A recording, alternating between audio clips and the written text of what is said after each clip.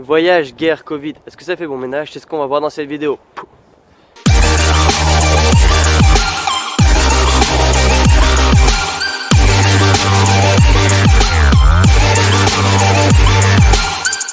Alors aujourd'hui je me retrouve à Kiev, bon vous le savez, j'habite à Kiev, dans le parc Vista Covid Center, Bedencha pour les puristes, ou bien le parc des expositions de Kiev qui a été construit pendant l'URSS. Je vous montrerai tout à l'heure, il y a de belles insignes URSS. Bon, pourquoi je vous fais cette vidéo aujourd'hui? Parce que la vie est belle. Vous voyez, je suis seul, dimanche matin, en train de marcher dans les rues d'un parc à Kiev. Moi j'imagine que les gens sont un peu fatigués du nouvel an, ce qui fait qu'il n'y a pas grand monde, mais moi j'ai vu le soleil et je me suis dit, il faut que j'y aille. Il faut que j'y aille. J'ai la chance d'habiter juste à côté de ce parc. Kiev, il faut savoir que c'est une ville gigantesque, gargantuesque on pourrait dire, qui est tellement grande en fait qu'il y a tout.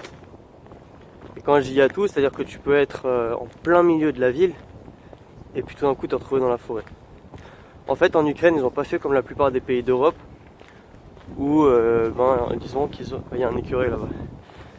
Où ils ont rasé toute la forêt, toute la nature, en mode nique sa mère la nature, on va foutre notre ville. Ce qui fait qu'on peut être à Kiev et dans la forêt, dans la nature. J'habite dans un immeuble qui a 25 étages, je suis au 24e, et juste en bas de mon immeuble, il y a la forêt. Et là, ce parc, il est à 20 minutes à pied de chez moi. C'est des particularités qu'on peut trouver en Europe de l'Est, et particulièrement en Ukraine. Il y a même 2 écureuils. C'est sympa. Je sais pas si vous pouvez le voir, on va voir au moins un à la caméra. Là, dans ce petit arbre là, et le deuxième qui monte. Est-ce qu'on les voit?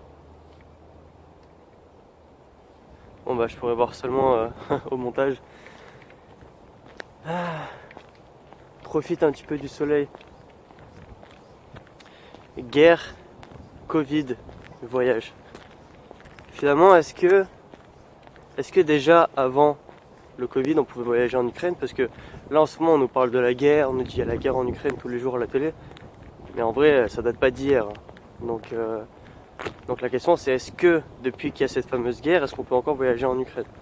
Donc ce qu'il faut savoir c'est qu'aux alentours de 2013 si je me souviens bien, il y a eu une révolution ici en Ukraine parce que c'était un pays extrêmement corrompu et que le président respectait pas trop son peuple. Donc la population a décidé de se soulever.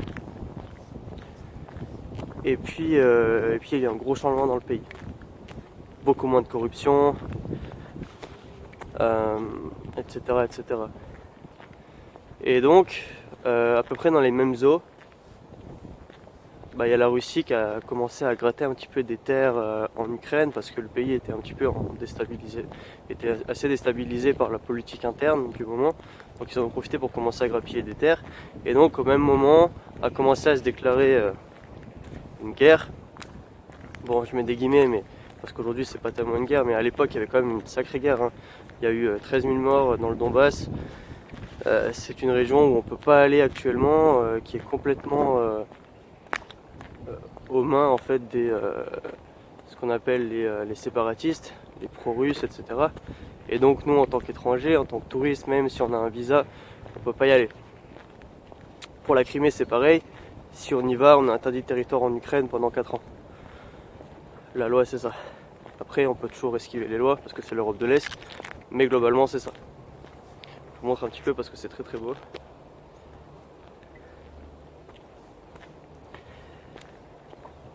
Et donc la question, comme je vous le demandais, c'est est-ce qu'on peut quand même voyager en Ukraine malgré cette guerre?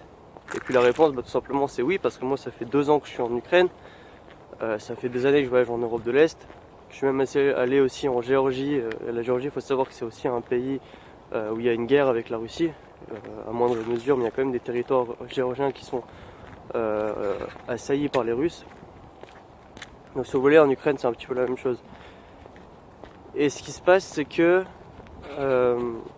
à Kiev ou dans n'importe quelle ville d'Ukraine qui n'est pas en fait dans la région des séparatistes, c'est-à-dire le Donbass, c'est-à-dire la région de Louhansk et la région de Donetsk qui est à l'extrême est du pays.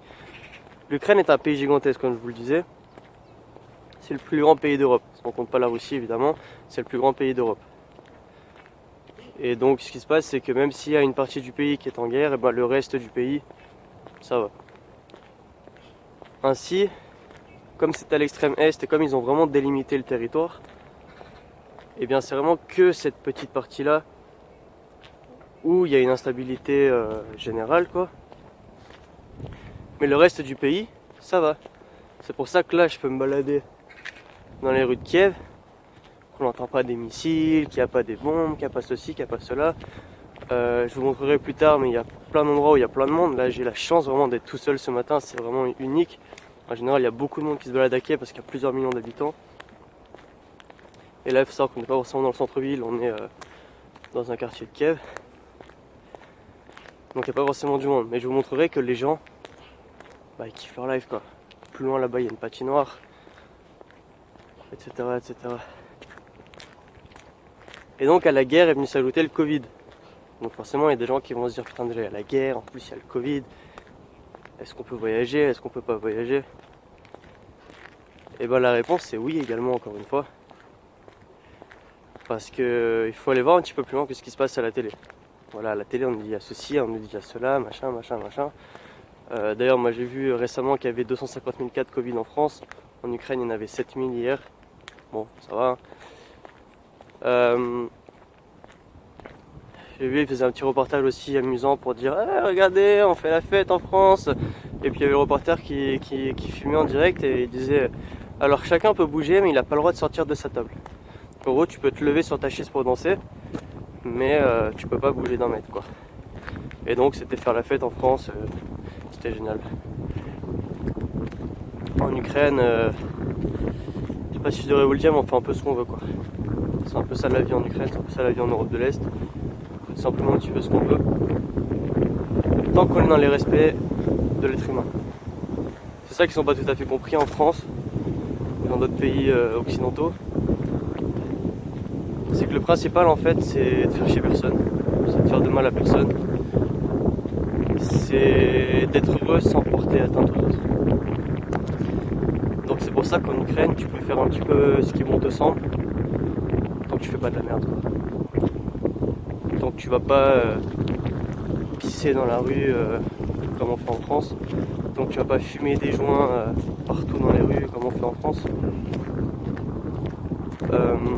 Tant que tu vas pas voler ou agresser des nanas comme ça se fait partout en France, tant que tu violes personne, etc., etc. Tant que tu commets pas ce type de délit, bah concrètement t'as très peu de chances qu'on vienne te faire chier. Très très très peu de chances qu'on vienne te faire chier.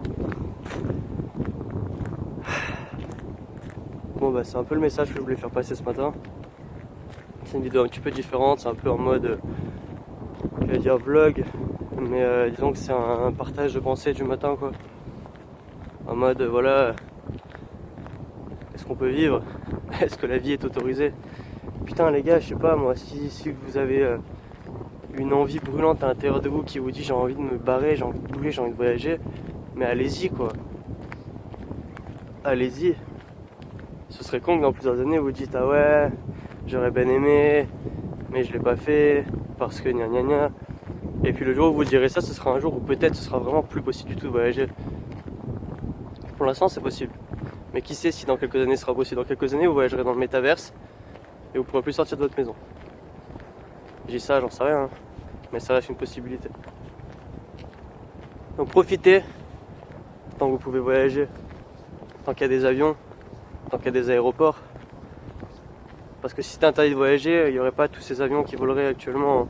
Il y a plein de vols qui vont en Ukraine, il y a plein de vols qui vont en Europe de l'Est, il y a plein de vols qui partent de France. Et moi j'ai des gens sur deux, hein, ils me disent on peut pas sortir de France, hein, on peut pas voyager, c'est pas possible.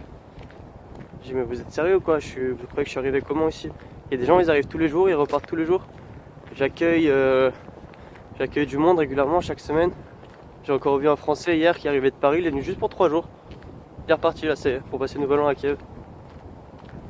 Mais sans déconner, comment vous pouvez croire des choses comme ça? En fait, il faut expérimenter les choses. Si t'as essayé et que ça n'a pas marché, ok. Mais si t'as pas essayé et que tu me dis que ça marche pas, là t'as raté un truc. Là t'as vraiment raté un truc. Donc je t'invite à tenter le coup, à tenter l'expérience, que ce soit aller en Ukraine ou ailleurs. Si t'as envie de voyager, vas-y. Tente ton coup. Tente ton coup, hein. Et puis si ça marche pas, ben tu me diras que j'ai eu tort et que je t'ai mis dans la merde. Mais complètement, il y a très peu de chance quoi.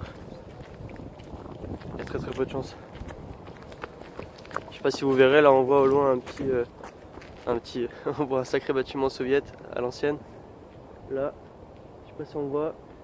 Et là il y a plein de terrains de sport qui ont été construits en 2021, c'est assez récent. Mais ils investissent en masse en Ukraine, à Kiev et tout, ils font vraiment des très belles choses. Donc quand on est sportif, je vous garantis l'Ukraine, c'est un des meilleurs pays où être. Là il y a un terrain pour faire du parcours. C'est la folie quoi. Voilà, je ferai une autre vidéo plus tard. Je vous présenterai un petit peu comment ça se passe là-bas. Où il y a la patinoire, où il y a tous les beaux bâtiments soviétiques. La belle Ukraine quoi.